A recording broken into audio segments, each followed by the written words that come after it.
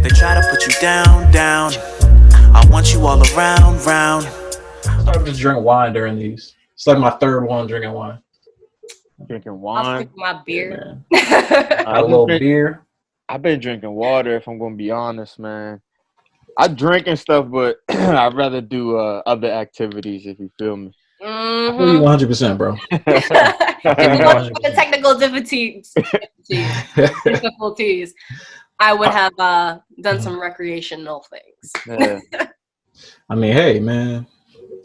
Niggas need that right now. Yeah, I rather me personally, I just rather do that and feel. I mean, not that I haven't had a couple like beers, but that's my wave. You feel me? I feel you. I'd rather do that. Word. Sounds good.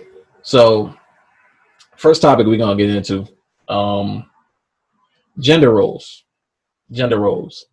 A man, a woman. That's what we're sticking to. You know. So, a man and a woman's gender roles in a relationship. What do you guys feel? What do you guys think? Equality. Who should do what? Boom. Hey man, You know? I think everybody got their own situation on that, and I think it goes back to like how you were raised and then how that affects you and how if it changed your perspective or if you buying into like the way you was raised. Because that's right now with everything going on, like it feels like there's no rules. Yeah, You it's know, a free for all. and I'm cool. I'm cool with that because pretty much what that means is people are choosing their own, their own thing. For real, because back in the day, it was just like, all right, men, you go out, you go work, do the heavy lifting type shit, and then the women's just like, all right, you stay home, stay pretty, keep the house neat, go cook something. Yeah, exactly. And it's kids. I feel like it changes every 5 to 10 years anyway. Yeah. It gets more progressive. Definitely gets more progressive. Women are, I'm not so much. Oh, go ahead. Nah, because I feel like it does get progressive, but it always hits that peak. Like after that peak, it starts slowly kind of like going down, but in like different areas. You feel me? Mm-hmm. Like you had, what is it? Like, okay, for voting, for example, women got to vote. That's one thing, right? And then you get like, I don't know, what's some other things that women protest now that they can't fucking do? Shit. I mean, well, I guess it's always about their rights and like the equality and being treated on the same, like as long as like I think it's always about being treated as a human being when it comes to anything like this, like in any type of struggle or trying to find equality. I think it's that like a woman wants to know that she is as valuable as a man. That's true. But that shit just it's confusing and on a different number of levels, especially like I feel like the first thing is like growing up as a child and then like having boy toys and girl toys. Yeah. You know? Because it's like, I vividly remember playing with my action figures and then like having like Barbies in the area as like your girlfriends, because just because when you're growing up, you start to see like shit moving and even in cartoons, like Peter having no sausage party over here. Yeah, Peter Parker had a girlfriend, like you feel me? Yeah, Spider-Man had a girlfriend, so it's like, why can't girls be in the mix of my little imagination game? Like, and a lot of the times you're saving a girl, right? In the superhero saving the damsel in distress or whatever. So it's like, all right, I'm gonna grab this Barbie. She's gonna be a part of my game, and it's like, depending who catches you playing with the Barbie, it's like, yo, what the fuck you doing? And it's like, as a kid, you're innocent. Right. Yeah, as a kid, you're innocent. You're like, it's boys and girls on the world, and Spider-Man's about to save Barbie. And you know what though? We've been programmed to like. I feel like gender roles come from like our programming because like when you're a kid, they only make they make Barbies and stuff for girls. Yeah, and those are the toys that girls are supposed to play with. It's targeted. Exactly, targeted for girls, young girls. Like that's what girls are supposed to play with. Those are the toys that are bought for girls. And who's to say that girls? Yeah, who's to say that girls don't like to play with, the wrestlers or the Hot Wheels, the Hot Wheels, the action figures like that. But like they're programmed to like play with Easy Bake Oven, Barbie, and just do things like that. Play in the house, take care of the kids, like the little baby dolls and stuff like that. And then it programs women to think that this is going to be their life. When men, we think, we playing with astronauts and all this other stuff and all these like things that you can do. The toolboxes, toolbox, and construction kits. Yeah, you can be. My problem growing up was that like I was always the tomboy. Like my house was always female. Like there was no men in my house. So you would think that I would be like, all right, girly shit, we're gonna play with some Bart. Literally all my stuff was Hot Wheels, fucking action figures. There would be stuffed animals, but I always felt like stuffed animals are like versatile. Like you get them from Christmas and shit. But like literally anybody got me a Barbie doll, that head was right off, and everybody would get at me. They're like, we ain't buying no more Barbie dolls. I'm like, I've been trying to tell you. I don't want that. I don't want that. I want that shit. But yeah, I feel like it's like you said, like it goes on to like how you were like raised and pretty much like your surroundings and everything, like what you've seen. Because like with me, like of course there was no men in my house. We had to be like the man in the house. So it was like to us, I was like, all right, like we're gonna hang out in our sweats. We're gonna, you know, be sneakerheads. Like guys are supposed to be the sneakerheads or whatever. Like normal stuff that like guys are supposed to do, we did. And like a lot of people, like my guy friends, literally I have only guy friends. Like I have like probably like a handful of girlfriends that I see from time to time, but I mainly hang out with guys. Yeah. So it's like you see how, like you said, with progression, is like, all right, girls before couldn't hang out with guys like that. If you were hanging out with guys, you were like, oh, the town slut or whatever.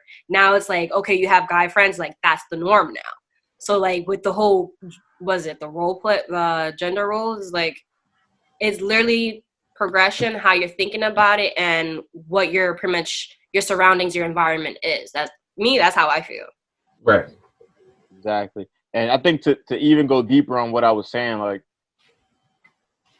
it's even more of a gender role kind of like fucked up thing where I just said, like, we were playing superhero saving the woman. Like, why does the woman always need to be saved kind of thing? You know, it's like a whole bunch of pre-existing conditions of how people treated each other, like chivalry and all that stuff being, you know, being brought down. And then now I feel like with the progressive times of, you know, people having like the platforms, you know, so to say, and then, you know, being way more amazing women or more iconic women happening. Like, you know, you see women doing things better than men, you know, at a higher capacity and showing that they can even keep up with them in other capacities. Like, I think we had the conversation of the athleticism of women not being equal with men.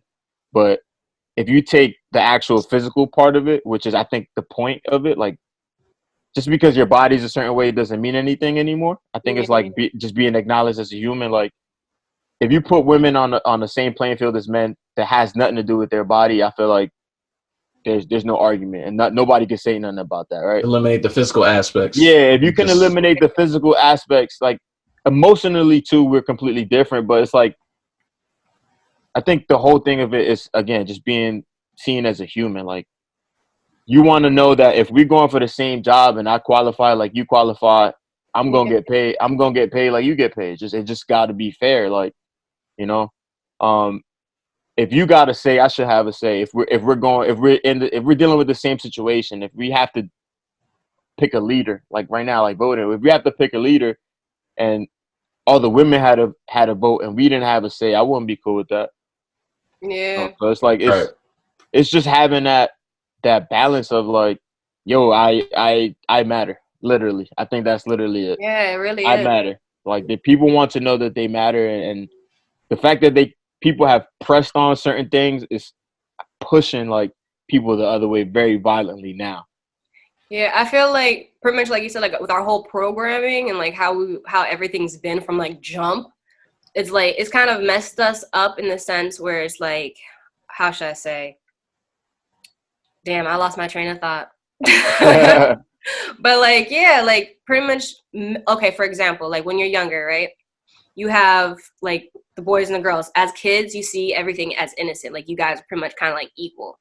And so it's like, all right, all the boys are going to go start playing, doing something, or the girls are going to go, like, I don't know, play kitchen or something. Like for me, I have a son. Yeah. So with me, like, we'll go to the store, or when at my job, there's kids. So he'll go play with the girls or whatever, and he'll start playing with either the Barbie dolls or like the baby dolls, and to him it's just like it's another toy. Yeah. Or, you know, it's a baby. And him is like, okay, you know, most people will look at him and be like, okay, why is that boy playing with a Barbie doll? Or why is he playing with a baby doll? I'm like, yo, like, he's a boy. He doesn't see, like, the gender role here. He sees it as, okay, you know what? It's a toy. I'm going to go play with it. Or the baby doll, like, I've always told him, like, okay, you got to be nice with the baby. And in me, I see, like, okay, you know what?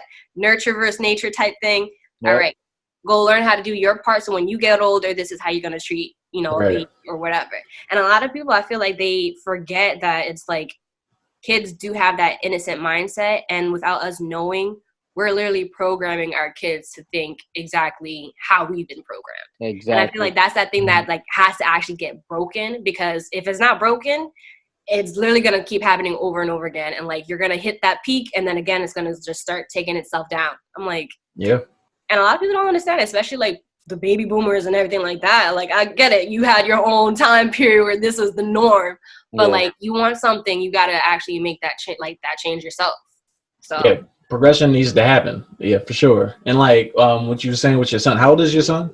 He turned 4 in January. So like, yeah, kids that age, they don't even have a perception of like, you know, they have that complex. I forgot what it's called, but basically it's like they only know what's around them. They don't know like the bigger world. So they don't see black, white, you know, brown. They just see people, you know, and they just think everything basically revolves around them. And they also don't see gender. So, you know, I wish that, you know, I don't wish, but like, you know, I didn't get an opportunity to, you know, see other things like that. I was just like, you know, I was raised in a very like traditional household. Like, I'm a boy, I play sports, you know, follow my dad, do what he does. And, you know, I'm not in the kitchen with my mom. I'm not doing things with my mom or like learning things like that. And I grew up with 2 sisters also. So, you know, I had to learn certain things, like just how to be in the kitchen, how to clean, stuff like that. You know, I wasn't required to do some of those things. So I learned those things later on, you know, just being in a traditional household. And that leads me to my question, like, what do you guys think, what are your guys' roles in like a relationship? Like, for me, like I said, I was raised, you know, my dad was the breadwinner and he was the man of the house, and my mother took care of the house. She works also, but you know, but it was a partnership. And I feel like in my actual relationship with my girlfriend, I feel like it's also a partnership. You know, it's 50-50 right down the middle. There's no like hierarchy. There's no like, I'm a dictator and you got to do what I say. It's, you know, I feel like we split everything down the middle, and, you know, I feel like that works for us. But I think everything is different for different people. So you got like different people, different backgrounds and how they're raised. And then when you try to come in and mesh yourselves together, you're going to have like some type of conflict with, I guess, you know, your moral thinkings and everything else. So. And let me just say this too. I personally don't have an ego when it comes, because I feel like a lot of men also have an ego where like, I have to be the provider, I have to be the breadwinner, and I do want to be those things. But I feel as though that doesn't mean that my wife, significant other, girlfriend, like that doesn't mean she has to be hindered and she can't do that. Like, you know, I'm not going to hinder anybody's success. Like, if you want to pursue what you want to pursue, go ahead. Like, what I do is not going to stop that from happening. Hey, Mal, real quick. It says that we have less than a minute. Yeah, I see that. We're gonna have to start. We're gonna have to start it. I mean, we're gonna have to do another one. It's gonna end. All right, cool. I just want to make sure. Well, I saw it before, but I thought it would go away. Yeah, nah. All right. I didn't even peep that. Yeah, no, we're gonna have to just start another one. Just continue. All right, Gucci. All right. Yeah. But yeah, I think that's a good approach, and from what it sounds like, your parents had a good balance of showing you that it takes 2, pretty much. Yeah. You know, as far as the family dynamic goes, I think you're blessed to have that, because growing up, me personally, my parents were split up, so it did still take 2, but it was a different situation because they had me when they were young, and like, you know, I feel like when you're young, you don't know how to process all of that stuff. So, you know, unfortunately, they clash a lot more than they should have about, you know, things that didn't matter as much. You know, in retrospect, I know that we've had conversations, and I know like they would handle it differently. But I feel like for me, it was ultimately beneficial to go through it that way, Because what ended up happening was, you know, in my house, it was me, my mom, and my siblings. So, yeah, so in my house, it was me, you know, and then my mom and my siblings. Um, so pretty much, I was the head, you know, I was the head in the house, you know, because my mom had to go make the bread, she had to work.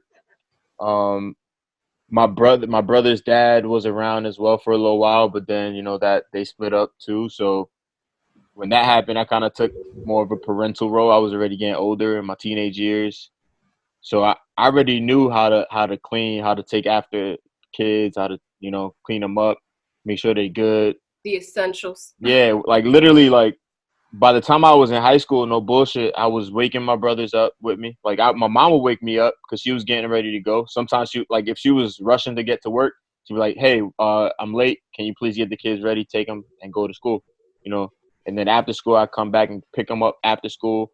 When I was playing football, I would take them with me to practice and make sure they're good. Sometimes pack lunches for them. Like I was already playing the dad role a little bit. I already knew what it was to like raise a child a little bit, not everything, because obviously my mom was providing, so it's a whole different aspect when you're the actual person that has to take care of these kids.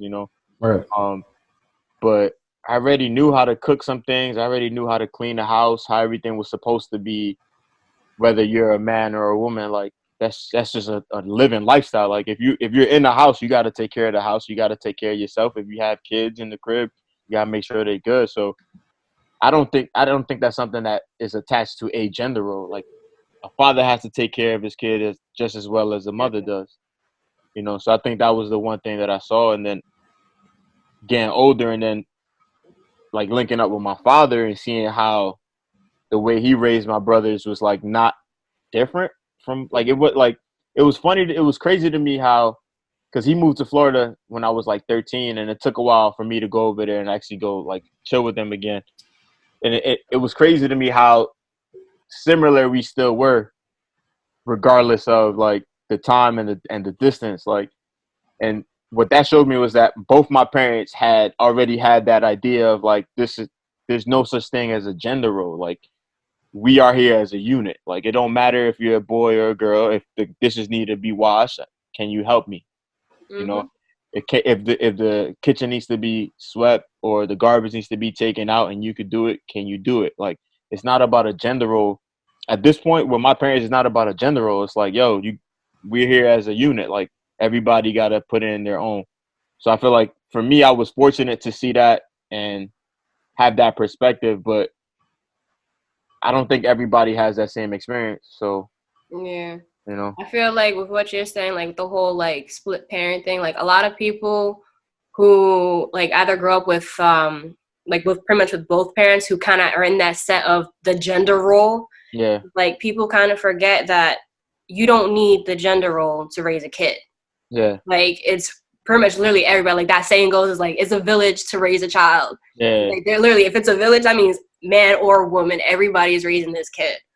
So it's like in that department of raising kids or raising a family and taking care of your home, like I feel like you said, like that's your home, that you got to take care of it. The same way you're going to take care of yourself, you're going to take care of your kids. You're going to take care of your home. You're going to make sure your significant other is good. Like that's the main goal for everybody. Like everybody's good. Yeah. And a lot of people forget that. Yeah, definitely.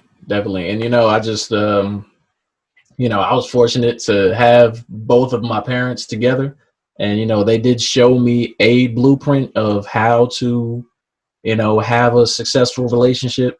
And I feel like I took some of that and adopted some of those philosophies of my own. Like I just feel like everything is a partnership. It's 50-50. Like it's harder to do things. It's almost unrealistic to think that one person is supposed to carry the load, as far as like the woman is just supposed to raise the child and take care of the house. And like, I feel like that's a load as well as being the provider and making the money and having a great job for a man. I feel like that's a load. I feel like, it doesn't have to be set for one person. It could be both of us together, sharing both of those roles. I can take care of the kids. I can cook dinner. You can take care of the kids. You can cook dinner. I can make my money. You can make your money. We put it together. We build a home, with stability on both ends, not just, one or the other. And, I feel like, like I said, yeah. And in my own relationship, I just take that philosophy to the max, and just, not, sort of, I just don't want to fall into the traps of like thinking like, oh, I'm a man. And like, when I was younger, maybe in high school and stuff like that, I maybe have thought like, I'm supposed to do certain things because like I got to pay for this, I got to pay for that. And, I still believe in that philosophy too. I pay, most of the time when I go out with my girlfriend, but at the same time, I'm not like afraid of letting her pay. I feel like some men are also afraid of like letting their girlfriend pay for them, or just doing little things. I'm not afraid of that. I'm not insecure when it comes to those things. I gotta allow that to happen. But most of the time, I do still like to pay, just because I feel like that's what I should do. That's what I want to do. But it's not. You shouldn't like feel any type of way if your girlfriend wants to pay for you, or she wants to take you out, or she wants to drive. Like, little stuff like that.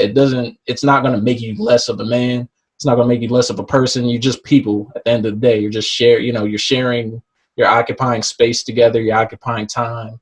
And, I feel like if you're going to like the whole like paying thing, like a lot of, and this pisses me off so much, but like a lot of women do take advantage of men because they had that, mentality. Like you said, Malcolm, was like, you want to pay, not because you have to pay, but that's you feel like, okay, you know what, I want to pay, and a lot of women take advantage of that, and it's just like, you know what, like, go get a job, you can go pay for something, you're with this person, you care about this person or whatever, like, make an effort, like, you want to pay something, don't always have that person be paying.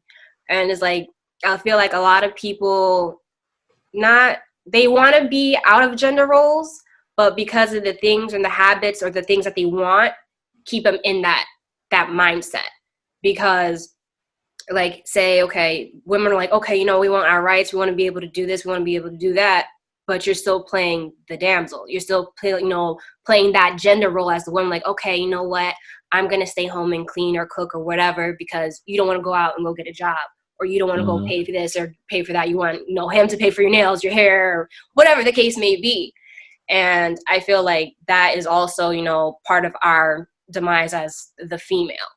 So it's like, I'm glad you touched on that, because I feel like that's my biggest issue with all of this. Like, I feel like in my opinion, in my humbleness, I feel like I'm understanding of people just wanting to like be a human and and just feel included, and everybody has their own needs. Point blank, period. Everybody's different, but everybody got their own needs, and nobody's really trying to hurt anybody. They're just trying to do what's best for themselves, even if it doesn't come out that way, right? At the core of everybody, they're really just trying to make sure they feel better about whatever their situation is. So I think it's dope for us to have that conversation of, we're all equal and all of that stuff. But when it gets down to it, like you're saying, when it gets down to the situation where you lose your benefits because of equality, and you don't want to lose your benefits, and you start using it as a shield of, oh, I'm a woman. Yeah. Like, it clouds the progress that you're trying to make, because as a man, what it feels like is like you, as a man today, I'm Dominican, but I'm 5'11", I'm walking around 205 pounds. I got a fucking beard. Like, if I'm walking around with a woman and she decides to say she doesn't feel comfortable around me, or that I attacked her or made her feel a certain way, just her saying that is a weapon. Like, the woman has that as a weapon. Not to say that it's not used, because a lot of shit that's happening isn't processed correctly, and like, men are scumbags too. Like, don't get me wrong, it's there's no clear cut thing, but the thing is, I feel like the progress always gets cut short when an individual tries to not lose the benefit of being their gender. whether that's a man or a woman. I feel like whenever that happens, it's like we fall back on that. Nah. I'm a man or I'm a woman. Like this is my right as a man or as a woman. It's like we're not doing that. It's not as a man or as a woman. It's like as a human. Like, are we doing equality, or do you want to have benefits because you got something different? Yeah, because you have something different in your anatomy. Like I always say this, one man. is it? I tweeted this like a long time ago, but like I feel like people just want equality when it's beneficial to them. They don't want equality all the way around. Women don't want equality all the way around. Men don't want equality all the way around. You want it when it's something that's going to benefit you. Yeah. Like, women want equality when, they want to do things that men do. Like, like, oh, this isn't fair because men can do this, but I can't do this. So women want that equality. But in the same instance, when it's something that men have to do because you feel like men have to, back in the day when men had to go to war, and like women wouldn't want to go to war. Yep. Just in this example, a woman might not want to go to war, but like because it's just they just don't want the equality all the way around. You just don't want the negative parts of it. You want the things that are going to benefit you, and that's just human nature at the end of the day.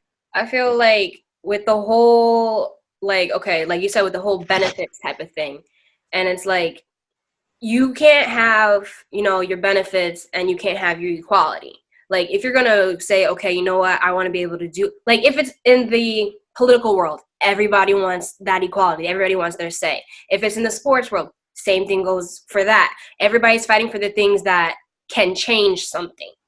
If it's not changing something beneficial to them, it's like, you know what, I'll keep my benefits. Fuck the whole equality thing. And it's like, I feel, in my point, like Tim, like what you were saying about the whole, like the weapon thing. Like, I feel like women use that way too much, whether it's in the dark or if it's, broadcasted on TV. Like earlier today, I seen something about, I think Joe Biden, I don't know, something sexually assaulted somebody. And I'm just like, yo, like you're taking mad years to come up and, say, okay, this person took advantage of me or whatever. Like, if it was really a problem, then you would have said it firsthand, not wait 7 years later to go, confront something. I feel like women who do that either, of course, some people might be afraid, to come forth. There are people like that. I'm not going to say, hey, they're not. But you have women that, like you said, you use it to your advantage, use it for your benefit. Like politics, you use a woman to go and use her womanly charm, whatever, for a political man to mess up his race or whatever like that so the other guy can win. Like doing dirt. And I feel like the same thing, goes for men too. Like, pretty much how, like, let's say for, like, like exposing a woman. Like, you expose a woman for doing something a man would do. Right. And, like, oh, she's a slut, she's this or that. But if, you're around, with your buddies, you're like, oh, I did this, this, and this. It's like, all right, you know what? That's what's up. Like, you're the god, whatever. But I feel like, to me, I'm like, you literally did the same thing he did. And you did the same thing she did. So why isn't, the whole thing treated the same? Yeah, people are picking and choosing when they want to be equals. And that's the thing. That's the problem. And I feel like that's what confuses everybody. That's the problem. There's too much confusion because nobody knows how to stay consistent with what they want. That's a fact. Mm-hmm. A lot of it could have been just avoided. Simply like, okay, you know what? This is what I want. Boom. All right. We understand where you're coming from now. Having the conversation, right? Yeah, there's no communication in it. Because, again, people are gender roles. Some men are like, you know what? Communicating and feelings and everything's for women. And then girls are like, oh, guys don't want to communicate because they always think that it's only a woman thing. And I'm like, there's so many things that literally cause more problems for us because of how we were programmed. So it's literally the whole mentality thing. It's basically you need to, I guess, in a way, refresh your programming in your head, fix your mental, and kind of understand where you want to start with first.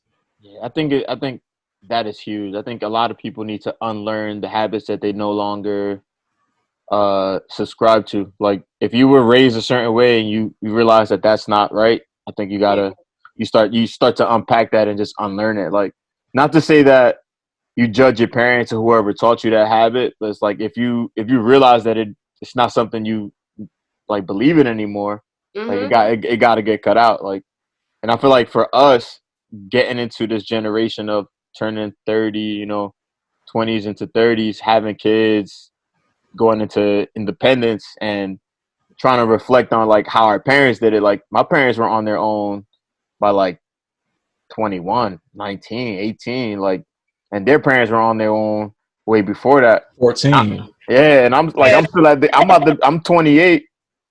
Like I'm 2 years away from 30, still at the crib, and it's not because it's my choice. Like if I had my way, I'd be a fucking millionaire, like everybody else. You feel me? But it's but like you live in New Jersey. So. Yeah. But it's like call it how you see it, bro. You start to realize that shit is different than what you expected, and if you're trying to like survive and be a decent person, like you gotta be that unit. You gotta grow, right?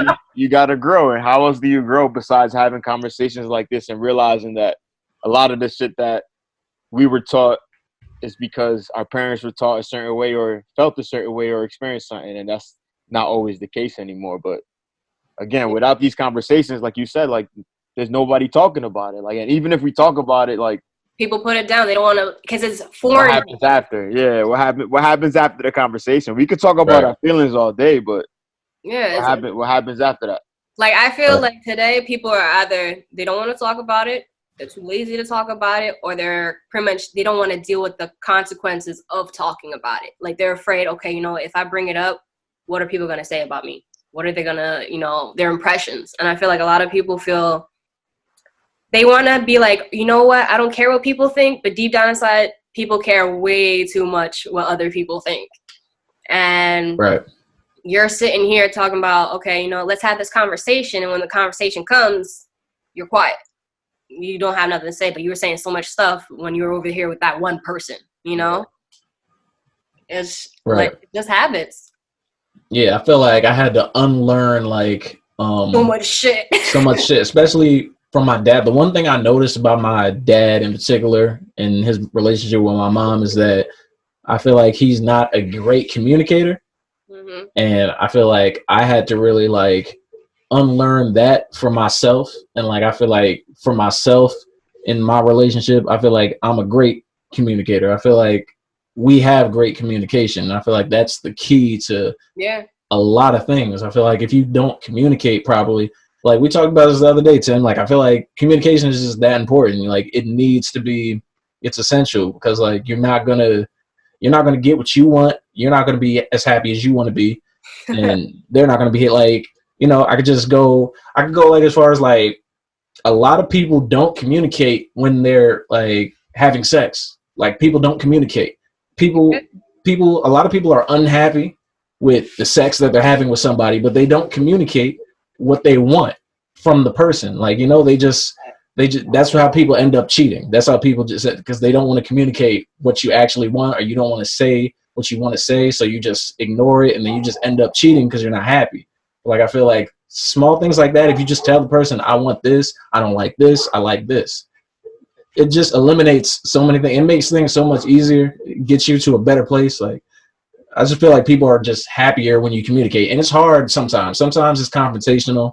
People don't like to be confrontational. I don't love being confrontational, but I'm not afraid of confrontation if it needs to happen. But like, I just feel like that's the key to like ultimately to be as happy as you need to be. Like you're not going to be but there's nobody on this planet that's like as happy as they can possibly be without communicating. Like that needs to happen in all facets. I believe I could rock with that. I think it goes back to the point of being introspective about yourself.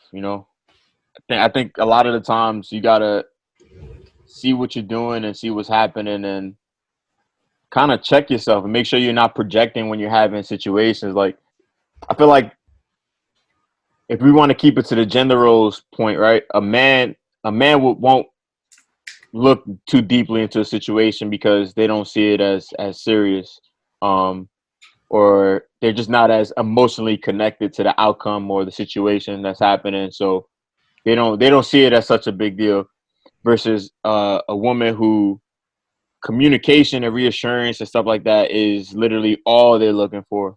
Like they don't really care about you not necessarily being the best you every day, but it's like we got to talk about it. You don't got to be the best you, but you got to be able to talk. And I feel like for men, or at least in my case, that's in the past has been that, and sometimes now it's still the same thing. It's like I don't see it as something that is that important. Like it's not this, like a small situation isn't always a big deal to me. Like I've always been in the sense of like, nah, that's all right. I'll brush it off and get over it. Like I'll take a hit and keep moving. Like as a man, I feel like that's what we were raised to do. Like you take the hits, you think about them, they might hurt, you just move on. Like it's like you're not gonna make if every hit you took you fell down, or you let every hit you took put you down. Like life becomes so much harder, and I feel like as a man, like that's just what our struggle is. Like our struggle is to have that, like to be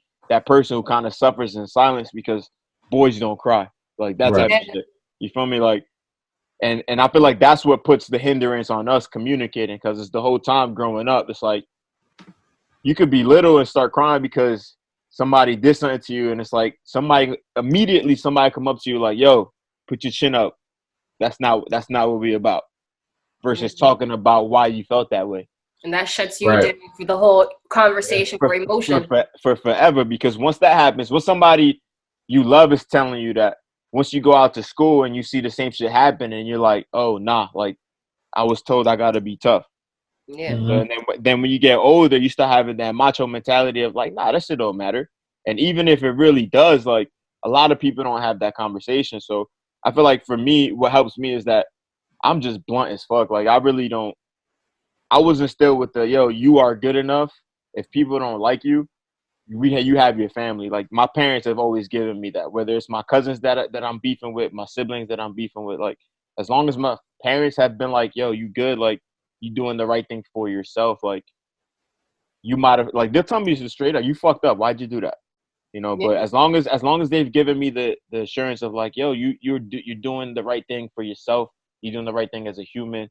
Or even if you fucked up, it's like that doesn't make you. You know, you gotta be able to be okay with yourself and the decisions that you make. Like you can't let other people have that grasp over you of like not feeling that you can talk about things, you know, or not feeling that you can say things that you feel. Like you got to be able to express how you feel regardless, because if not, people are just gonna step over you. That's literally what the thing boiled down to. Like you got to be able to express yourself, because if you hold shit in, you just fucking become a ticking time bomb. Like I've had that issue my whole life, man. That's literally what it is. Like that's what for me personally, that was my case. So what I took that as is I was a shooter. Like I wouldn't even wait. It's like you did something wrong to me, I'll tell you right up. Like, and what that taught me was like you can't always be that way, which is the different side of that. Like you can't always be that, yo, fuck you,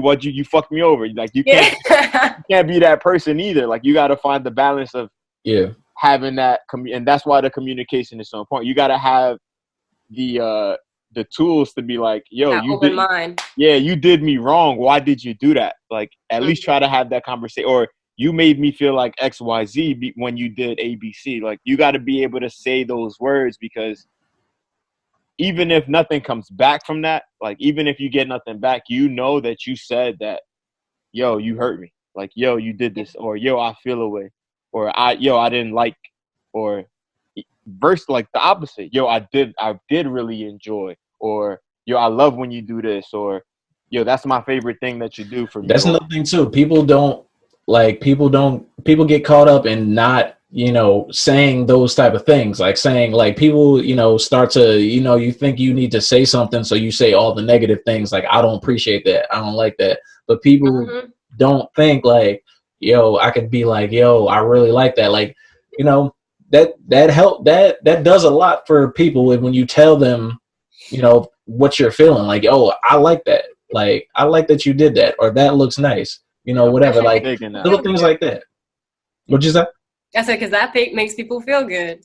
Like, yeah, like, you know, saying things that make people feel good is like taboo. Like people don't want to like we just said, like people just don't want to say positive things or just give out positive messages. Everybody wants to, you know, because negativity is ultimately just easier, I guess, for people. Yeah. And it's just it's more natural and it's energy way less energy, and ultimately it's just like more entertaining. I feel like people don't get the same fulfillment out of saying positive things. Well, they don't think they're going to get the same fulfillment, but you will if you give somebody a compliment. Little things like that really change the dynamic and help certain people with their day. Like people might go around thinking like, oh, nobody likes me, blah blah blah, but whole time they have people that like them. They just don't tell them that, so they don't know that. Some people can't read that by themselves. You need to actually literally tell them like, yo, you're a cool person. Some people just don't know how to read that. Yeah. Because like you say that, and I'm like, I'm a type of person, I'm very friendly and like very like out there and bubbly, but when I don't know people or whatever, I'm very like to myself. But I usually have the bitch resting face. And I've had a lot of people who didn't know me like, yo, don't get mad, but like before I knew you, you look like a bitch. And I was like, well, at least now I know. But like, it's crazy how a lot of people put themselves in their own world or their own bubble, and they base people off of how others perceive them. And they're like, you know what? They kind of took the initiative to get to know this person. They're like, okay, you know what? I'm going to take your feedback about this person, and I'm going to use it as how I feel about you. Right. And a lot of people are too lazy to actually go and, talk to a person or communicate with a person and see for themselves how someone is. And they're like, you know what? I don't like you because so-and-so doesn't like you, or so-and-so said this about you. And then you actually do come find out this person was the dopest person you ever fucking met. So it's crazy because I can even say I've been that person that's like, you know what? I don't like this person because how they look or how this person, perceived them. And I didn't take the time because I was being lazy about it. So like, and it was crazy because like after high school, I was like that. Well, before high school, in high school, I was like that. After high school, that's when I started seeing like, you know what, people who I wasn't cool with in high school, I'm cool with now. The people who I was cool with back then, I'm not cool with now. So it's like you never know who a person is or their true intentions or how they actually feel about certain things until you actually get to know them. Yeah. Right. And a lot of people just don't really take the time to do it because it's like, you know what, I just don't want to. I don't want to put myself out there. I don't want to, open myself up to other people because how everybody else was. Like, this person was easy to say, oh, this person was like this, I don't like them. Someone can easily say that about yourself, And I feel like just because of all the negativity, a lot of people don't open up. And that's what our fucking fault is. Like, as a society, nobody knows how to communicate. Nobody knows how to. Nobody's having conversations anymore. Yeah. Which is funny because at the same time, a lot of people are having conversations because there's a lot of these kind of things happening. A lot of podcasts, a lot of social media, But I think what's happening with it now is the intention behind it. Like, are you talking about it because you really care, or are you talking about it because it's the hot topic? Are you talking about it because you want people to watch you talk about it? Like. Like, I think that's the thing with it. Like, it's so weird to just watch. It's so weird to watch everybody growing up because that's what the internet has given the ability to us. Okay. Like, we can see everybody grow up and see things happening, and we know that we're all hurting. Like, everybody got their trauma. Everybody, it's like, I know you are, and you know I am, but we're not going to talk about it. Like, like, I think that's the thing. Like, why is everybody playing the same game when we all know, like, we fucked up? If we all talking about it in a different way, it's like, why are we playing the charades? Like, I just personally don't get it. So I walk around with that, like, that same truthfulness. Like, if you ask me something, I'm just going to be straight up. Like, I can't. Yeah. That's the way I was raised. Like, my mom whole life, my mom caught me in lies. So I learned really early. I was just like, yo, I suck at this shit. Like, terrible lie. I fucking, like, even if it was like the best like lie that I fucking got away with at first, it was gonna come out eventually. It something always hit. Like, it didn't matter. So it was like, fuck. So when I tried to like just be like, you know what, mom, like, fuck it, I did this. I already saw what happened when I lied. I did it. Like, fuck it, I'm just gonna get that same shit. And what ended up happening was like, nah, it ended up being a less burden. Like, I didn't have to remember that I lied. I didn't have to fucking. Maybe I dealt with the punishment, but the punishment was. It came fast. It was over and done with. Yeah, it was, and it was also taken down in a sense of respect. Like, the respect of just having a conversation and being able to own up to the fact that I fucked up. Like, for my parents, even my dad and my mother, it didn't matter who it was. The conversation was always, all right, what did you do? All right, do you know that was wrong? Why did you do it? And then here's your punishment. Are you gonna do it again? Before the punishments, like, what will you do it again? Like, are you gonna do it again? Like, what circumstances will make you do it again? And then after that conversation, or even it was either before or after the punishment was given. Like, there was times where it's like, all right, you're fucking punished, and it's like, all right, you beat your ass, you get all your shit taken away. Like, you don't see nobody for months. You get right now. Yeah, like it's either you get that, and then depending on how bad it was, like if they heated, that's what you're gonna get first, and then you're gonna get the conversation of like, or you're gonna get the conversation, and honestly, sometimes it's scarier to have the conversation first because it's like you're still thinking about this shit rationally, like what the fuck, what's going on? Like this not like that's just scary, but like the conversation, at least with my parents, was always had.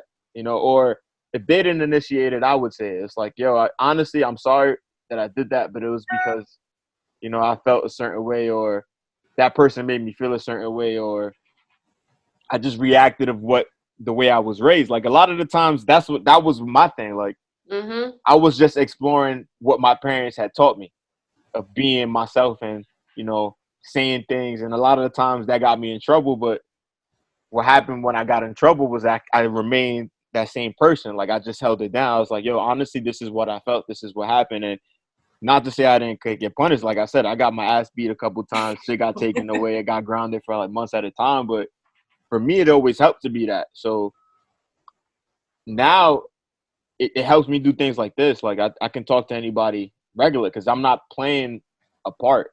I'm gonna give you what's real. I'm gonna give you what I feel. And I've practiced. Now I'm 20 years old. In college, I couldn't do this shit. Honestly, I couldn't have these kind of conversations. Like, I practiced being able to translate what's in my brain eloquently, as best as I could. Because sometimes it comes out when it's something real serious. Like I can't talk I can't have a podcast with my girl when I'm pissed. Ain't that shit? Hey, yo. I'm gonna be like, yo, like I'm gonna just get stuck. Like, nah, man. Hey, bro. Like me, yo. If I had a podcast with my girl and we was both like pissed at each other, it would be must see TV because like we would just be dissecting each other with fucking words. She'd be killing me because she's just quick with it, but like you know, I would have my argument together. Like shit would be really good. I would like to see that. Honestly, we should do that. Like one day when we get into an argument, we should just be like, "Yo, like you want to just do a podcast? Let's just do it on. Let's just get on live or something and just argue in front of a mediator podcast where you sit there, you talk about it, and you just leave it out. You put it out to a poll. But I feel like the only thing with that is that people are too worried about people's opinions right now. Yeah. Like if people could be attached from opinions and just see it as a like statistical thing or extra perspectives, I think it could be a real healthy form of therapy because you're getting like a bunch of people talking about it. It could. But the thing is, if you're gonna take it to heart and be like, "Oh, nah, fuck you," you see this person agrees with me, like, and you're not seeing. If you're only seeing the ammo that you're gaining from it and not the other people's perspective, that's just gonna be detrimental as well. Yeah, you're gonna be looking at all the wrong shit. Yeah, exactly. It would be a dope social experiment though. If like, everybody would just. If I told you, like everybody agree with me. You see the comment section, everybody agree with me. Yeah, you see these millions of people saying you an asshole. Fuck you. See all these little hearts popping up right now. Like that's the danger that I feel will come with it. But I think that would be a dope experiment or a platform to have for like having a couple come on and like say, all right, what we're gonna do is we're gonna sit here, we're gonna write, we're gonna take some time, write what it is that we need to talk about. We're gonna record it. And then we're going to put it out. We're not going to talk about it between us. We're not going to argue about it. We're going to sit here, record the conversation. Yeah. And then we're going to put it out and see what people feel about it. You know? At the end of the day, then you can't really say shit because it's like, all right, we weren't talking about. We said what we had to say. Yeah. They're the third party now. It's like. And I feel like that's almost. I mean, you're not getting a professional opinion, but I feel like. An outside opinion. More opinions is better because you get to see different perspectives, and I feel like what that exposes is like how petty the thing might be. Because you might get conversations of people being, oh, nah, fuck that, this is stupid, I would do this or that, and you would see it and be like, nah, that's fucking ridiculous. It's not that serious. He's like, I mean, we could do this, but yeah, like this shit right here. Yeah, and I feel like you would find common ground in like what the fuck the people are saying. It's yeah. You know, it depends. I feel like it would be a dope social experiment. You should try it, Mo. You should be the first to do it. Fuck it.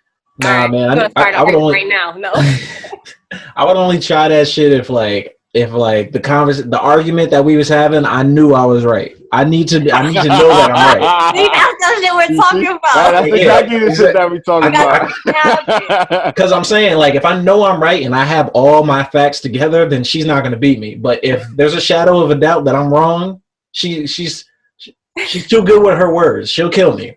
She'll kill me for real. He's like, it's not worth the public. Women are brain men. Nah, yeah. They know how to maneuver an argument in their favor. But see, if you feel like it's not worth the public humiliation, then that's when you gotta be like, you know what? If I'm not 100% sure that I'm right, then I'm probably some type percent I'm wrong. Right. Yeah, I mean, we don't have a lot of arguments. We have disagreements, I would say. We disagree about a lot of things. We disagree about things, but I just stick to my opinion, man. I just like sticking to my opinion. She sticks to hers. I think that's healthy though, because when you stick to your guns and you actually have like I said, a mediator, and then it's like, all right, this is how I felt, that's how she felt, and this is the middle ground. Like maybe you could find a common ground, but I feel like there's a lot of times too or there's some instances where people just have deal breakers, man. Like, yeah, sometimes something is just part of your moral code, and that's not how you want to move. But see, then I also feel like people who have like, their deal breakers or whatever, like everybody thinks you have to be right.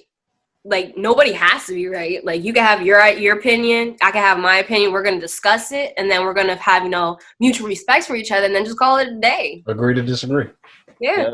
I think that's the best thing. Points, them brought across. That's all that matters. I think that's the best thing when you could do that. I feel like sometimes when you agree to disagree, what happens is like you let the conversation just sit back a little while, and then when it eventually comes back, because it always does, like you have more to say about it, and then eventually you get to the point where you can actually talk about it. So I feel like agreeing to disagree a lot of the times is a valid option, just because it kind of like just puts the conversation on pause. It's like, all right, I feel this way, you feel this way, and I know we feel that way. We're kind of at a stalemate. Right. It's not getting resolved. Like there's nothing. Like you gonna feel how you feel. I feel how I feel. So we're not going nowhere. Like if you with your girl, we're not going nowhere. It's not. This isn't what's gonna make us like break up. So let's just take our time and just move past it until we could talk about it. Like, and I feel like that's a lot of things with people now. Is like everybody thinks they have to have it done right now. Like you don't. If it's not really hurting you right now, like just say what you had to say. We said what we said, and then like you said, give it time. Like if it pops up again, boom, you guys can talk about it now. Like it doesn't have to be like a rapid closure here. Yeah, it's like you're not gonna get your answer right now. That's not gonna happen. Yeah, that's not gonna happen. Place for all this. For sure. Nah, but I just think like it's literally how we're conditioned. That's what it literally boils down to, is our conditioning as people, as a society. Like you brought up whatchamacallit, you're brought up a certain way, somebody else is brought up a certain way, and that's just life. Like you're gonna have people that you're not gonna agree with, you're gonna have things that are gonna pop up, and as grown adults you just gotta learn how to agree to disagree and keep pushing. Just you gotta pick your side. I feel like you gotta pick what you believe in, and you can't be wishy-washy talking about, I want my benefits, but I want my equal rights too. Indoor Voices Podcast, Joe Viben, Tim, GG, hey. The Black Bird. I like saying that. I'm gonna just say that. What made you name yourself that on Instagram? Because I love the Beatles and I love the song Blackbird. Plus, I'm dark, so You're the lightest person in this little chat right now. It's the lighting. Nah, I just think. Well, I'm the black sheep of my family. Everybody's like super light. Morena. So I'm the black one of my family. Right. Yeah. So it suits me. I get it. I got it. So, all right, man. So we gonna get into something that I don't know how this is gonna go. I don't know what you guys think about this, but like how much do looks matter to you in a relationship? Damn. Or when you're, I don't know, when you're courting a young lady or young man? I'm gonna keep it 1,000. Looks matter. I'm gonna keep it 1,000. I'd be lying if it wasn't the most important thing at first. Speak on it. If I don't, if I don't see you and immediately want to be like, oh shit, I gotta go talk to that girl, it's a wrap. Like it's never gonna happen. Just off that fact. Like if I don't get that moment in my head, like, oh damn, I like that. If you don't catch my eye, it's like I gotta be like, damn, I like that. Like I like how that looks, or I like how that carries itself, or I like how she moves, or like I like something about her, or just sometimes you see somebody and you're just like, damn, like that person looks good, or something about their vibe or their aura is just like, all right. So I'd be lying if that was, because I could see people in fantasize or something like that, and then I go meet them and it's like they're a shitty person. Like that happens too. But it's like if I don't have that connection already, if I don't have that like if I don't get that push, it's not gonna happen. Like maybe I feel like the only other alternative is maybe having a interesting conversation that just came up out of nowhere, and like seeing that the person is just a really a dope person. But even then, I'm the type of person where I just like having conversations. So, and on top of that, I'm not gonna be like predatory about it. Like I can have conversations with women and not even make it like a sexual thing. So yeah, I feel like the appearance thing still outweighs the conversation. Like at first. Yeah, I would have to agree. I feel like it's like a book. Like you go to the bookstore and like you're gonna look for a book. You're gonna look for the cover. Like what could pretty much like interest you first until you flip the back cover and like, nah, this shit don't look interesting at all. But yeah, no, I definitely agree. For me personally, I think they have to at least look, decent. Like I have to be able to look at you and be like, all right, this nigga ain't ugly.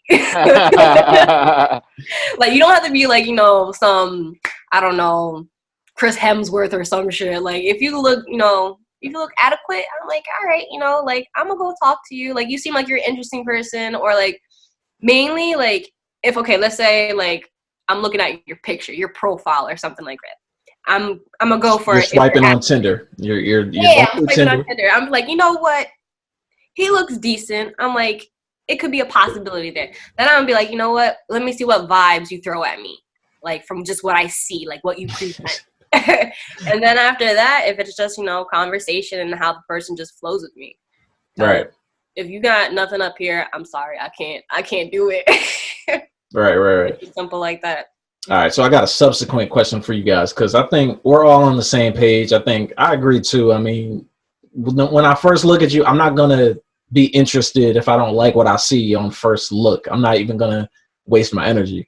But do you guys is there like another way around that? Like can somebody talk to you, or can you talk to somebody if you don't necessarily like what you see at first look? But like, is there a way for them to maybe like get to you like, oh, okay, this person, I actually like this person? Do people look more attractive, like, as time goes on? Like the more you get to know them, do they seem more attractive? I feel like that, I think that goes almost for everything, but the way you're asking it, I would have to say, yeah, there's some chances that somebody could do something or, say something that kind of be like, you know what, ooh, hold on, you just got sprinkled with some edginess. Let me stick around. Some edginess. But, yeah, because like I'm not even gonna lie, I've dated some ugly niggas. Not gonna lie. But like, for example, there was this one dude that I did date, and I thought he was so ugly. I was so not attracted to him until one day he ended up talking to me, and I'm like, all right. Like I always, been told, don't judge a book by its cover, but at least give somebody a second chance. And I was like, all right, fuck it. Why not? Let me hold the conversation with you. And turned out that I was like, all right, like, he's not that bad. Like, his personality is pretty cool. Right. And eventually, like, I ended up dating the guy. I'm like, all right, like, he's like, oh, whatever. Now it's a totally different story. He's totally disgusting to me. But that's on other terms. Got the rap, and that's how it happened. He wrapped you up real quick. Yeah. Put on that good game, and How long can it last, though? That's the question. I mean, that's a good question too. Mm-hmm. I feel like it's the same thing. Like, I feel like what can happen is you start realizing what's attractive about that person to you. I feel like there's the first impression, and then there's the like long, like, what's it, reveal, I would say, at the same time. Like, sometimes you're in a situation where you're just having casual conversations with somebody who you didn't necessarily think that they were ugly or pretty, or you didn't have an actual, you didn't have like an opinion on them in this type of like setting. You didn't think about them sexually. You didn't think about them as a relationship. Another person in my story right now. Exactly. Like, we just in the same place at the same time, trying to figure some shit out. Like, I would take it as, for example, like going to college, right? Just in going to college, I'm walking into campus, I'm looking around. There's gonna be those girls that I see immediately because of their features, or because of how they speaking, or how where they're at. Yeah. Or even girls with more girls around them. Like, it's like, because girls get together, you get, or like I'm just gonna speak bluntly. Like, you see a group of girls, like, you can compare them immediately. Because they're all together, and it's like, oh, these girls they're pretty, but damn, look at that one. Like, it's like a wall of sneakers. It's like, yo, I'm about to go look for sneakers. It's like, exactly. This is nice. And you'd be lying. You'd be lying if anybody would be lying if they said different. Because it's like, when the people are together, you could see the differences of them, and it's like, all right, I see that girl, she's cool, but damn, that one looks good, but does she look as good as this one? Or, and then it's like, I'll keep that same analogy. It's like, I'll go into that group setting, or be in a class with all these same people, and it's like, you get to start listening to them now. So it's like, oh, I thought she was pretty, but damn, she's stupid. Or damn, she I don't really agree with how she talks or her views on things. I think she's very closed-minded, or we really wouldn't get along. And then comes this other person who you might have not even noticed in that group. Starts to speak, and it's like, it's speaking in your frequency. The person's just talking your language, and you just like, at that point, I feel like you start to seek what you like about that person. It's like, damn, yo, I really like her hair. Yo, she's wearing her hair real nice. Or I smelled her when she walked past, and I said, hi, she smelled great. Like, I feel like that's what starts to happen. Like, you either get that initial, like, yo, that's what I want to go talk to. That's what I like. I'm gonna go talk to her. Or you get that, damn, that's cool. Like, that's dope as fuck. I want to know more about you now. Like, it's either one or the other. It's almost like that diamond in the rough type thing. Yeah. You guys ever like looked at somebody? I feel like I've been in situations where I looked at somebody and I was like trying like to like, oh, maybe, I think they're all right. Like, I think they look good. Like I don't know, maybe benefit of the doubt type. Maybe like maybe, I don't know, you wanted to like somebody, but like you wasn't sure. Like, maybe they were cool. Maybe they were cool people. You just like them as a person. And then you just like look to the side, like maybe they're attractive. They're not your typical type, but you're trying to like see what you can see out of it. Like, oh, maybe, I could see, maybe I could be with this person. I don't know. I feel like I've been there a lot of times. Definitely a lot of times. Yeah, typically for me, looks are number one. Like, you have to look good for me. I'm not even going to waste my time if you don't look like what I want you to look like. If you don't look good to me, and like, you don't have to look like a model, you don't have to look like a 10. You just have to be attractive enough for me to actually be interested. And once I see that you're attractive enough for me to be interested, then I talk to you, and then the mental part has to be there too, because I like to talk about things. I like to be introspective. So if you can't compensate the way that if you're not at my level as far as talking and just that type of thing, then I'm gonna be less attracted. You might, I'll push you to the side, maybe be a nice little hole on the side or something. I don't know, but yeah, man, I just think looks are just like, it's shallow to say. I feel like it sounds shallow, but it's the truth. I mean, like, we're all, we are as humans, though. Yeah, we're humans. Like, you're just typically attracted to people, and like, are you ever like attracted to people that, I don't know, I don't know. There's certain people that like I look at them and like they're attractive to me, but I don't see like a sexual thing. Like I know that this person is attractive, but I just don't see it in a sexual way. Like I'll give you an example. Like Zendaya to me. I look at Zendaya and I think she's really attractive. Think she's pretty, but I look at her like she's not a sexual desire of mine. I don't know. I have friends that like look at her like that, but like to me, she just looks like, oh, she can be cool. Like she can be little sis or something like that. I don't know. If I knew her, then that's who she would be to me. Like there's a lot of people that I just find attractive, but like not necessarily on a deeper like sexual level. Like I don't fantasize about like, this people person. be like, oh, so like it's like if one of your boys or whatever like be like, yo, look at this girl, like what do you think? Like she looks alright, like she look good, but I'm like, it's not my type. I'm not attracted to her. Yeah, like she's pretty and everything, but like she's just not. I'm just not feeling her like that. You know. I think that's what goes into people having their type. I think that's what that is. I think honestly, you'll see somebody that you know, she's like, yo, she's pretty, like. Damn, like she could be a model, or she is a model, or she's famous, and it's like that's a very beautiful person, but that's just not the type of person that I'm looking for. Yeah, not sexually. Like that's just not my cup of tea when it comes to that. Like I like his own perspective. Yeah, exactly. I don't like my woman looking like that. The women that the women that I see myself with sexually, it's not that. Like, you know, but I feel like that can change with the second part of it, like just letting things unravel. Like if let's say you met Zendaya and she just became like she was just such a cool person that she just drew you into that. She's exactly what you want. Yeah, exactly. Then the sex becomes a part of that. Right. You know, it becomes like second nature to that. So I could definitely see what you mean with that. I feel like that can happen with anybody. I feel like that could happen with if you're not attracted. You could be completely unattracted to somebody, but you know, let's just say a hypothetical situation, somebody you're not attracted to, and you get stuck in a room with them. You get stuck in an elevator with them for like, I don't know, 24 hours or something like that. And you guys start talking, you know, you guys start getting to know each other and you start liking the person. Like you didn't think you would like this person, but it's like, yo, they're actually like, you know, yeah, I feel like that could happen to anybody. That's that Stockholm syndrome, bro. Stockholm syndrome? It's not real? It wouldn't be a real thing? Nah, it could be, but it's funny though.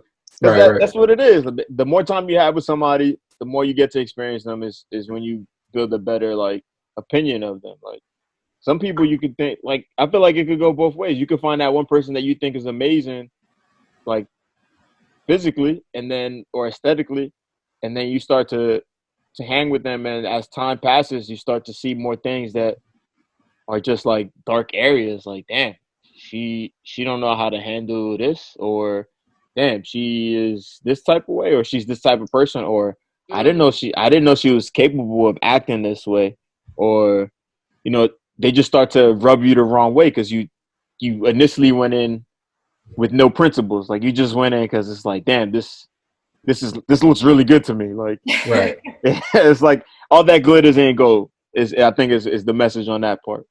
It's like food. It's like, you know, like a candy or something like you look at it and you're like, yo, this shit looks like I'm about to fuck this shit up. And then you take a bite of it and it's like the nastiest shit you ever tasted. And you're like, yo, like. I was about to say the same shit. Like, it's like people who are lactose intolerant, like, yo, that cake, that ice cream look good. That pizza popping right now. Hell no. You end up fucked up for weeks and shit. Yo, yeah, that's trash. Speaking for the lactose intolerant community, I would just like to say that that shit, you know, it's like a thing that I'm willing to take. Like I'm willing to take that risk. Like eat that big ass. You lactose, Mo? I'm lactose. I think we're all supposed to be lactose, but like, you know, I think some are just more than others, I guess. Yeah, man. I drink almond milk, bro. I put almond milk in my cereal. Fucking it up. I tell you what, all I fuck with really is cheese. Like I can't drink.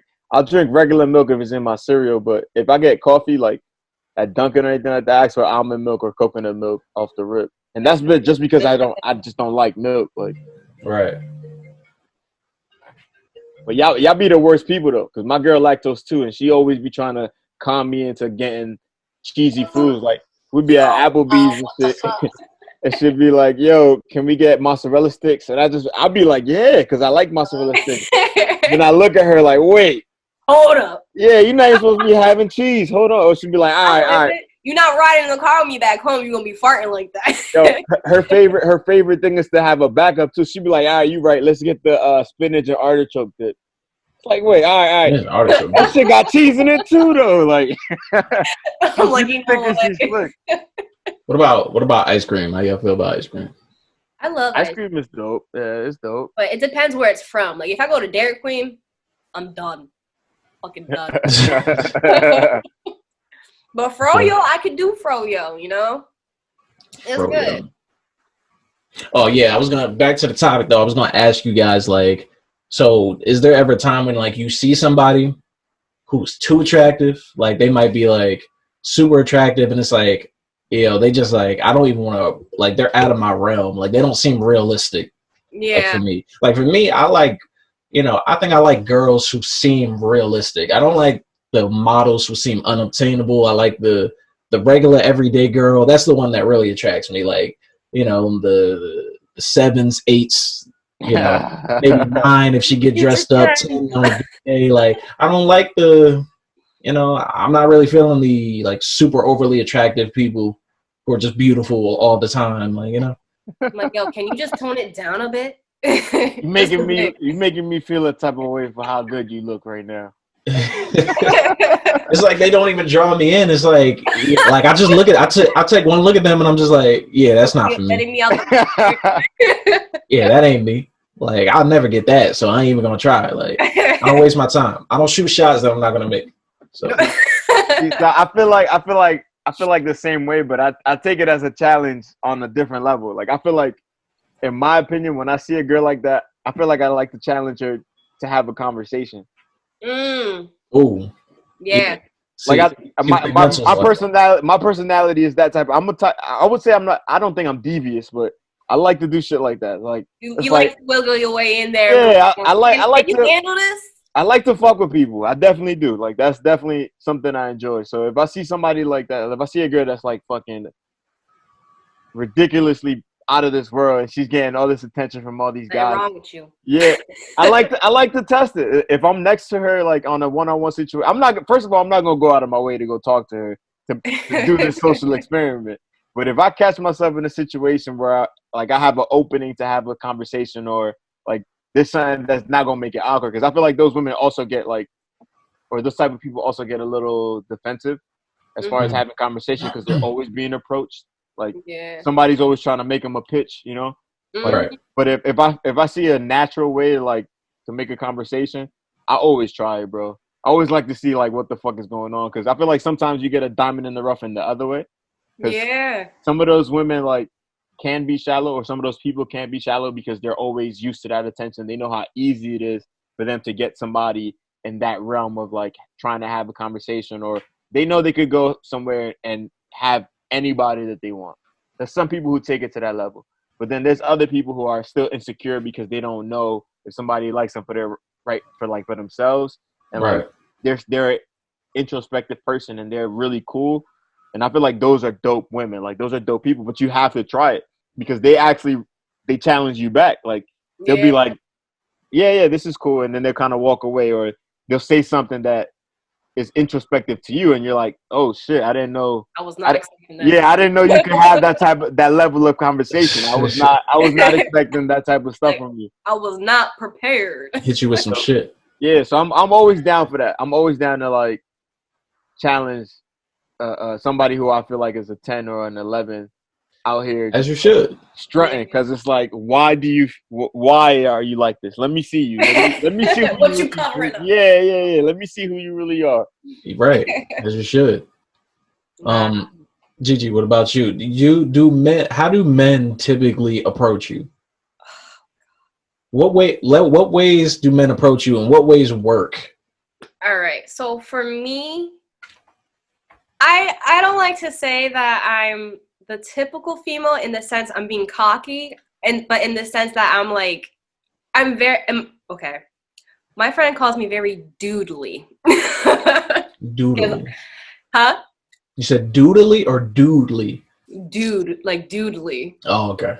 Because like I told you, like I'm a tomboy or whatever. Like I've always had guy friends. So physically, girl. Mentally, I'm a guy. So it's like things to me that, like, let's say like video games or like, I don't know, like certain opinions for a girl would have that's like, oh, like, why would you think that? But me, I'm like, yo, I'm totally for it or whatever. Stuff like that usually attracts guys, which I'm like, okay, but like that's just me being me. So it's weird when it's like, okay, this dude's like, oh, he likes me for this, this, and this. And I'm just like, okay, but I'm just trying to be friends though. You know what I mean? Right. Like, how should I explain it? I'm the type of person, I'm very welcoming. I like to talk or whatever. I'm the type of person, I'll have a conversation with you. And for guys, they think, okay, like, yo, she's feeling me, whatever. I'm just like, I'm not really feeling you. But then you have guys that are, you know, how should I say, very pig-headed and kind of like douchey. So it's like me, I'm very down to earth. I like to have conversation, like intellectual conversation. And guys just, you know, okay, piece of meat right there. And I'm going to talk to you how I want to, you know, like pretty much get in your pants type of way. Right. And I'm like, I'm not feeling that. But if you know, want to approach me and actually, you know, get somewhere and actually like continue having that conversation or anything like that, it's just, you really just have to be yourself. Be very blunt. Like, I like somebody who can be straight out, you know, themselves, not trying to, you know, have a one mission type of thing or anything like that. But yeah, I don't know. I'm very simple. I'm very, very simple. Mm-hmm. Like, a lot of people think it's so much to, you know, intrigue me, but it's like, if you're really like, if you're smart, if you can have a whole like a conversation or you're open-minded and you can, you know, see a whole bunch of different things, like, you know, I'm cool with that. Like, that's gonna capture my attention, not somebody who's like, oh, you look beautiful, ma, or, you know, oh my god, you know, like guys who are like that, that's a total turn off. Mm-hmm. Like, a lot of girls that I know don't like that. Right. But if you guys do that, don't do that. Just talk to them. I feel like that's a struggle. That's one of the struggles of a woman that like us as men don't realize, because like it sucks probably for a woman, like when you can't have a conversation with every guy. Like, maybe you just like to talk to people, you just like to have conversations about things, but like you can't really do that because like you'll have a conversation with one guy and it'll be good. By the third time you guys have a conversation, he's already like, yo, so what you trying to do? Like, blah, blah, blah, you know? And hold up. Yeah, like, I feel like guys, we take signals the wrong way. If a girl is talking to us consistently for a couple days, we just feel like, oh, she's feeling me. Like, she trying to fuck. So, like, let me make this move real quick. Like, she just waiting for me. And, you know, us as guys, I feel like we don't know how to read that sometimes. We might just think, like, any girl that's talking to us is feeling us. But that's not always the case. And guys, we don't have to put up with that. Like, we don't have to deal with, oh, a female's talking to me, so she like me. Like, that's not the case all the time. I feel like as a man, that's a dual-edged sword. Yeah. Because I definitely live by shoot your shot. Like, you definitely got to be able to have the confidence to let somebody that you're interested. 100. If you feeling somebody, shoot your shot. Yeah, you know. But I feel like a lot of the times people don't know how to deal with the rejection of it. Yeah. You know, because I feel like it's nothing to say, yo, Gigi, your shirt is dope. I fuck with you, right? And then we have a conversation, right? And then it turns into something like, yo, I'm trying to hang out. I'm trying to do more than that. And then she's like, nah, I'm good. Like, I feel like that it goes from that moment. It could go two different ways. It's like, you could be the bitter nigga who just got shut down and like, oh, nah, fuck you, bitch. Like, you're not even that good looking. I don't even know. Like, you could be that nigga. You could be like, right. You could be like, oh, I get you. I'm sorry. I understand. You're still dope as fuck. Let's keep in touch. Like, men don't know how to we don't know how to just accept that. Like, we you know, if we shoot that shot and we miss, our whole shit is just blown up. Like, oh, fuck. Like, she don't feel me. Like, oh, fuck her. But we don't look at it like, we should just look at it like, all right, she cool. Let me just shoot my shot real quick. If I missed, I missed. All right, let me just go back to normal. Like, Let me chill out. Like, she not feeling me. But like, we just blow it out of proportion. I think men, you give us an inch and we take a mile. Like, like it's hard for women to really just like, be cool with guys, just be open with guys, because that's how, that's just how the brain works. Bro, some niggas just don't know how to lose, bro. That's really just what it is. They just don't know how to lose. Yeah, it's like, take your L and go home, bro. Like, you gotta realize that doesn't mean you don't show up to practice. Yeah, I mean, my shit is like, you can't you can't do that to people. You can't be a sore loser is what I'm saying. Like, a girl can't tell you, nah, I'm not feeling it, and you automatically turn into a man who's bashing her. Like, I feel like men don't understand how weak that looks. You feel like you are asserting your manliness, you're bringing her down, but you're only, like, realistically, you're only doing it because she said no, that you feel like you're not worthy. So instead of you saying, all right, cool, she's just not into it, right? You feel personally attacked. You feel like she feels better than you because she said no, and you feel like you got to put her in her place. And it's like, if you have those type of feelings, the first thing you should do is step back and be like, maybe I am better than this. I should step away. Like, if you feel like a woman, a blessing in disguise. Yeah. if you feel like somebody's hurting you that much, I feel like you should just like walk away. Like, if you have that personal attachment where it's like, she said no, fuck her, you should just be like, you know what? All right, cool. You got that. I'm out of here. But if you don't, like, I feel like if you can look at it and be like, all right, maybe she's just not feeling it right now, but she's cool as hell. Let me just. Right. You can work on it. You can work on it. Like, it don't have to be one shot miss. Oh, I'm never gonna, that's it. Like, no, you can work on it. You could, go to the gym, practice, talk to her, put some more. Like, a lot of guys who end up like shooting their shot and get shot down, I'm like, once you bash her, I feel like if you're really feeling her like that, you would want to at least like be decent or whatever and like keep her in your life, because you never know down the line. Like, right now you might not be her cup of tea, but later it's like, her mind's like, you know what, I'm gonna let you shoot your shot again. Like, this might work. The girl might stick around. The girl might shoot her shot after, when she realizes, like, yo, maybe I am ready. Maybe I should take a chance, because you don't know. If you stay that friendly, like, there sometimes you gotta, test drive it, see how it is, and then if you like it, you like it. If not, then you're still back at square one.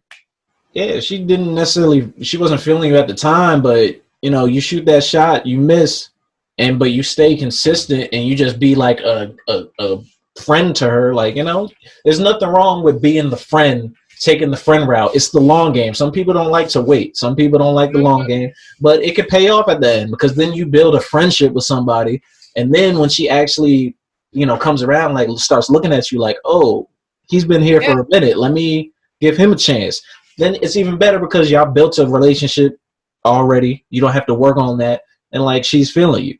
Like, for me, I feel like if there was like a percentage on how many shots I've taken in my life, I feel like if it was like the NBA and like I had my field goal percentage, my percentage would be like 25% or something, as far as like talking to girls. I feel like I've shot my shot a lot, so many times, and have missed more than I've made. But like, I don't think I've ever bashed a girl. Never. I could say never in my life have I bashed a girl for like not feeling me or something. I just, I shoot my shot, I miss, I take my ball, and I go home. And that's, I don't make it a big thing. Like, stick around, and then, you never know what happens. And that's just in life. You don't want to burn bridges, because like, it's even like in business.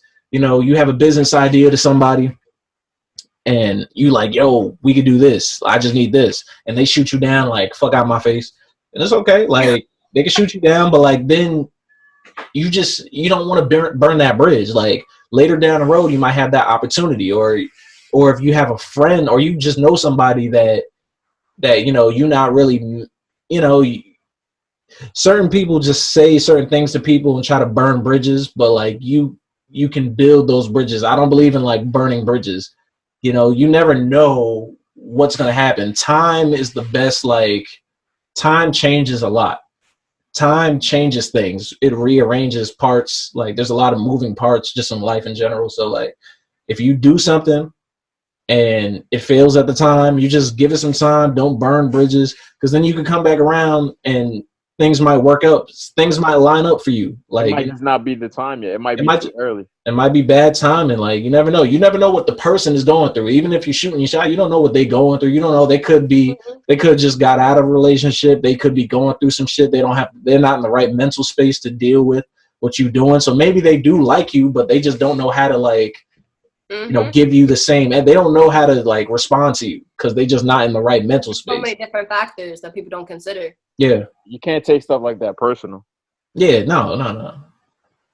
People do all the time. Like, I think that's the number one thing that happens. Like I said, men get rejected, and it's like, damn, like, she thinks she better than me. I'm so serious. Like, men put it into their psyche. I've heard it. Like, I've heard men talk about it, and I feel like what's crazy is usually the men that you think are the ones getting all the women, and doing all the right things, like, or the women seem to flock to them. Like, when they don't get their way, they're the ones who look the craziest, because it's like, yo, what's up with you, bro? Like, that's how you treat them. That's how you've been, because you've had the luxury of, like, just having that consistently. You get me? Like, I feel like a big part of it is how you grow up, because there's obviously those kids who are always more attractive, right? Growing up, the boy or the girl, there's always those kids that are attractive. And regardless of what anybody says, those kids who are socially attractive by the masses always get a little better preferential treatment, just because everybody's looking at them and everybody's over there. So they grow up with that complex of, like, oh, I could have everything. Or even the opposite. Like, you could just be a charismatic person and always have your way. Yeah. If you're growing up as that, always getting in your way, like, when you hit that rejection point is when, like, the real you shows. Like, if you're not getting your way is when you're gonna see your real character. And I feel like a lot of people haven't figured that out. Like, they haven't figured out that rejection isn't a personal thing of, yo, it's not about me being better than you or you being better than me. It's just like, right now I'm not feeling it, or realistically I'm just not feeling you, and if we did this, it'd just be a bad idea. Like, I don't like you enough to do this. Like, it's like, what's best for you. That's I don't like you enough to do this right now. So it's just a no. And if that's not okay with you, then I feel like if you're the one that has a problem with being let down, then I feel like you have to talk about it and dissect it for yourself. And you could probably even ask the same person who told you no. You're like, oh, why is it that you don't want to do this? And maybe you'll get a better response than thinking that, like, they're trying to diss you. Like, communication. Like, I feel like people don't do that either. Like, if you ask somebody out or whatever and they say no, people don't ask, like, why not? Yeah, exactly. No, why? Like, but like, really, don't, like, listen to what they telling you. Don't, like, just shrug it off like, oh, like, they just not feeling me. Like, I don't care what they talking about. Like, no, really listen to what they saying. If they say, it's just not a guy. 9 times out of 10, like, a lot of the time, if a woman specifically, I'm just speaking on women because I know I've had this experience with women, but, like, like, 9 times out of 10, a woman will tell you, and, like, you got to listen to what she's saying. Like, it's just not a good time, blah, blah, blah. Like, you can read between the lines on certain things. You don't have to take everything at face value, but, like, people just have to have better, like, intuition. Like, I feel like people just do things more so just, for their ego and not for, like, people don't know how to cope with the pain, man. Yeah. They don't know how to cope with being told, nah, you're just not my type, or nah, I'm just not feeling this, or they don't know how to do that. Like, they just don't know how to do that. Yeah, it's like the whole communication thing again. Is like, you have people who you're really blunt. You just get to the point, and then there's other people who are, like, afraid to hurt someone's feelings. So you coming up with excuses or whatever the case may be, and that person's just not getting it. I'm like, you could literally save that person time at the same time. It was like, just tell them exactly what you want or what you don't want or what you're interested in and what you're not interested, and you save time and the dignity of the other person. That's a fact. Right. And don't say things people, and sometimes people just say things just, there's a difference between being malicious, just saying things just to hurt that person, and then saying things just say how you feel. Like it's hard it's hard to give an opinion without hurting somebody, honestly. It's hard. People don't like to give their opinion without like thinking in the back of your head, like oh shit, like how many times have you held back an opinion? Just you can't even count how many times you've held back an opinion just because you feel like it's going to hurt somebody. Like when I say this, somebody's going to be hurt by it. I'm not trying to hurt anybody, so let me not even say this. Yeah. Done it a lot of times. Let me not even go there. Yeah. Let's not even do that to ourselves. And you don't even mean it like that. It's not like you trying to hurt them, like, but it's just how you feel. But like you just know the reaction that you're gonna get, so you just like, let me just I ain't even gonna say it. Mm-hmm. Sometimes you just gotta say nothing, just walk away. just get on out of there, man. Just walk away from there. No thanks. It is what it is. I feel like that's how people just gotta say it. It is what it is. People just need to really sit and have a conversation with themselves, man. Mm-hmm. I feel like that's number one. Before anything with any kind of topic or any progression, you got to sit there and see what your outline is for real for you, because you're the only one living with yourself for the whole time you're here. It's exactly what you've been here. The thing that is in your brain, what you see, that like you got to work with that. You got to make that shit line up. People don't even know themselves. People don't want to know themselves. Like, if you don't want to know yourself, then I don't think anybody else is gonna want to know yourself. I think people know themselves very well. They just don't like themselves. Mm-hmm. I think that's what it is. I think everybody here knows exactly who the fuck they are. They just lying. You know yourself? Right. Yeah, you lying. You lying to yourself. I feel like that's literally it. There's no way that you are yourself. I know this because just my experience. Like, I know when I'm wrong. I know when like other people think I'm right, but it's just I know myself. Like, I know that I did something. I know when other people thought that it was wrong, but I gotta either one, take it and be like, nah, I stand by that, or two, man up and communicate about it. Like you gotta be able to do that. Like you gotta be able to know who you are and know that who you are is gonna be contrary to people that you love or people that you feel like is should be in your life, and you got to be able to know how to communicate that is you and accept that person, because at some point that person has that same type of core. Like they're gonna be like, yo, this is who I am and this is like what my core is. And realistically with family, you don't choose them, so right, you end up dealing with a bunch of shit with your family. But when it comes to peripheral people like friends and like picking a partner, like that's the tough part. Like you got to be able to love that person for their core, like regardless. So if you don't love yourself and have the understanding to be like, yo, like this is who I am and I can understand how I'm a difficult person to deal with first, then you're never gonna have the openness to deal with other people's shit. Like there's like levels to this.